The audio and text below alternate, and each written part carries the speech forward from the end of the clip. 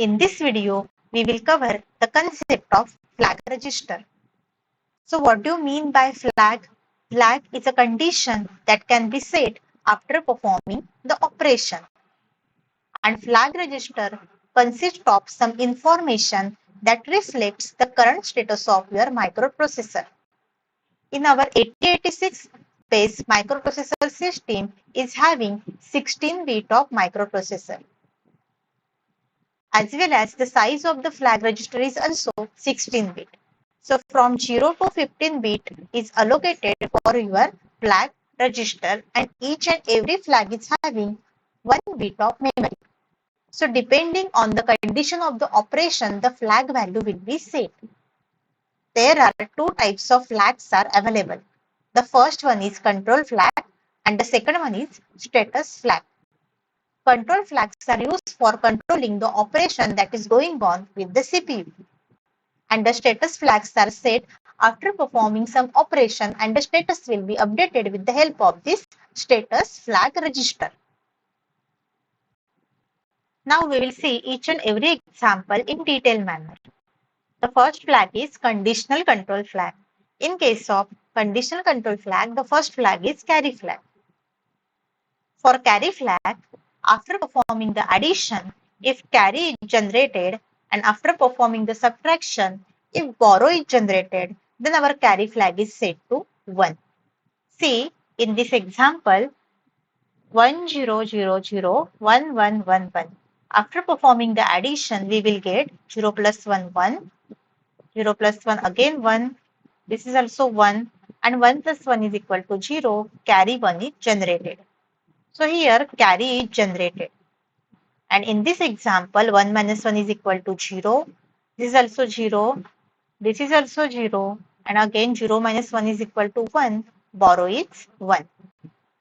So we will get here carry is equal to 1. And as well as here borrow is also 1.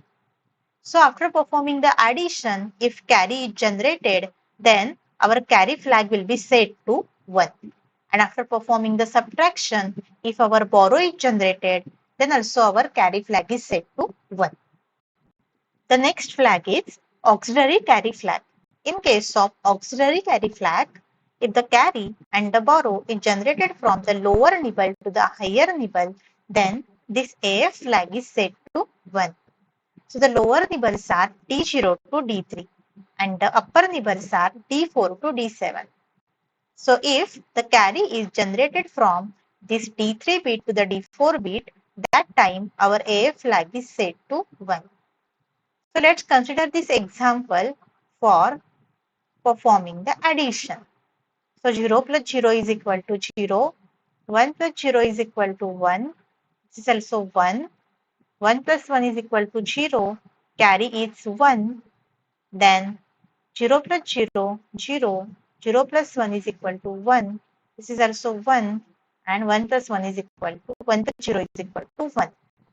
So we got the carry from this D3 to the D4 bit.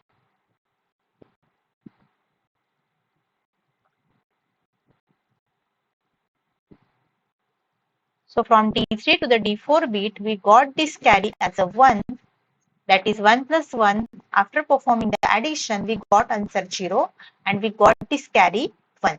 If the carry is generated from this D3 bit to the D4 bit, that time our AF flag is set to 1. Otherwise, it is reset. The third flag is parity flag. In case of parity flag, if the result of the operation consists of even number of ones, then our parity flag is set to 1. If the result of the operation consists of odd number of ones, then our parity flag is set to 0. So let's consider that this example, it consists of 1, 2, 3, 4 and 5. 5 number of ones are there. So that time our parity flag will be set to 0.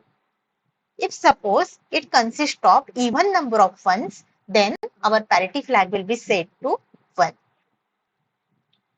Now let's consider the fourth flag, that is 0 flag. In case of 0 flag, after performing the arithmetical and logical operation, if the result is 0, then our 0 flag is set to 1. So let's consider that example, that is 0, 0, 0, 0 plus 0, 0, 0, 0. After performing the addition, we will get all zeros. So our result of the operation consists of all zeros, then our 0 flag is set to 1. Now next one is sign flag. In case of sign flag, after performing the operation, if the result is negative, then our sign flag is set to 1. And after performing the operation, if the result is positive, then our sign flag will be 0. If suppose we are performing the multiplication of one negative number and one positive number, suppose -5, and we are multiplying with this 3, then our value will be 15. But this 15 cannot be represented with the help of our general purpose register. They are displaying the value 15, but our sign flag will be set to 1 that time. So it will indicate that our result of the operation is negative. Now next one is overflow flag. In case of overflow flag, if the result of the operation is too large and that is not fit into the memory that is given in the registers, that time our overflow flag will be set to 1. So these all are conditional control flag like carry flag, AF flag, parity flag, zero flag, and the sign flag and the overflow flag. Now the second part is machine control flag.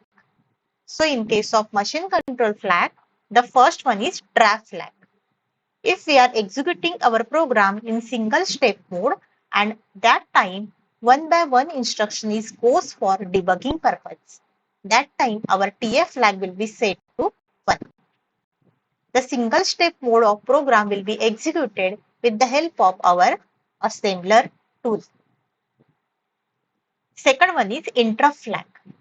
If the interrupt is generated with the help of 8086 microprocessor based system, that time our IF flag will be set to 1.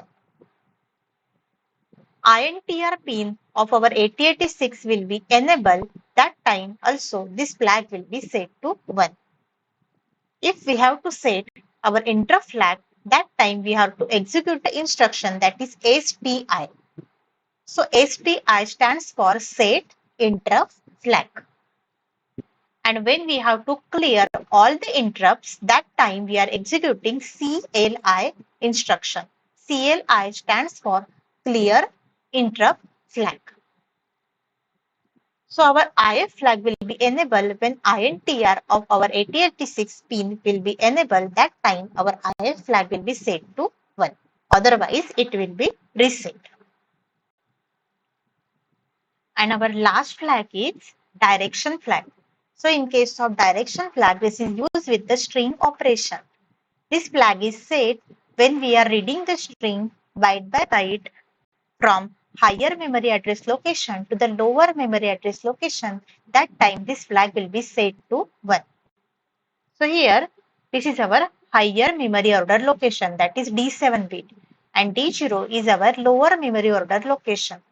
When we are reading the string that is A, B, C, D, E, F, G from this D7 bit to the D0 bit, that time our direction flag will be set to 1. And if we are reading the string from our lower memory address to the higher memory address, that is from D0 to D7, that time our direction flag will be reset. So from higher memory order to the lower memory order, we are following, that time our direction flag will be set to 1. And if we are following from this lower to the higher memory order, that time our flag will be set to 0. When we have to set this direction flag, that time we are using this STD instruction, that is set direction flag. And when we have to reset that direction flag, that time we have to use CLT, that is clear direction flag instruction. So these are our total 9 flag registers are available in our 8086 microprocessor based system. We will do the quick revision of all these flag registers. The first one is carry flag. This carry flag is set when the result of the operation is performing. After performing the operation, if carry and the borrow is generated, then our carry flag will be set. Then second one is parity flag, that is PF flag. If the result of the operation consists of even number of ones at time, our parity flag will be set to 1. Suppose our result is 1, 1, 0, 0. So it consists of 2 times ones. Then our parity flag will be set to 1. Now the third flag is AF flag, that is auxiliary carry flag. In case of AF flag, if the carry is generated from the lower nibble to the higher nibble, then our AF flag will be set to 1. Then 0 flag is there. If the result of the operation consists of all the zeros, then our JF flag will be set to 1. Then next one will be sign flag. If the result of the operation is negative, then our sign flag will be set to 1. The trap flag will be set when we are going to the single step mode of our execution, then our trap flag will be set to 1. IF flag will be set if the interrupt is generated. Direction flag will be set when we are reading the string from our higher memory order location to the lower memory order location. That time our direction flag will be set. In case of overflow flag, if the result of the operation is not fit into the memory that is given by the registers, that time our overflow flag will be set to 1.